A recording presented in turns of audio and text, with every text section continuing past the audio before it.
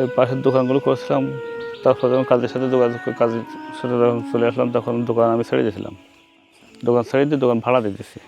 5-6টা দোকান আছে, এটা ভাড়া দিয়ে দিয়েছি। দেওয়ার পরে এখন আমি শুধুমাত্র একটাই ব্যবসা আছে, এই মুরগি ব্যবসা। কাজী ফার্মের সাথে পাশাপাশি একটা পুকুর আছে। 25টা লট চলতেছে এটা কাজের সঙ্গে। আমি একটাও লস হয়নি আমার। তাহলে এখন এই মুহূর্তে যত খামার আপনি দেখতেছেন, এই খামার থাকতো না। খামার বিলুপ্ত হয়ে গেছিলো। এই কোম্পানি আসার কারণে, সিবিএফ আসার কারণে কিন্তু কোম্পানি এই ফার্ম আবার হচ্ছে। আমার এলাকায় তো আমি ছাড়া কেউ ছিল না। এখন তো বহুত খামার হয়েছে আমাদের এখানে, শুধুমাত্র এই কোম্পানির কারণে। যারাই করুক না কেন সবাই আমার কাছে জিজ্ঞেস করে যে কী করবো ভাই। আমি পরামর্শ এদের এটাই দিই, আর সবারই বলি যদি সিবিএফের সাথে ব্যবসা করতে হয় তাহলে কাজী কোম্পানিতে করতে হবে, তা না হলে কেউ টিকে থাকতে পারবে না। এটা তো অতি বাস্তব কথা।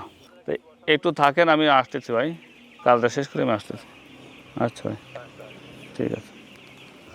তা নাহলে এই যারা ভুল ব্যাখ্যা দিচ্ছে যে কাজী ফার্ম এসে, সিবিএফ এসে আপনার যে টাকা পয়সা দিচ্ছে না, খামারিদের যে ঘাড়ে রুটি খাচ্ছে, লুটি বাটি টাকা পয়সা নিয়ে চলে যাচ্ছে, এটা আসলে ভুল ধারণা।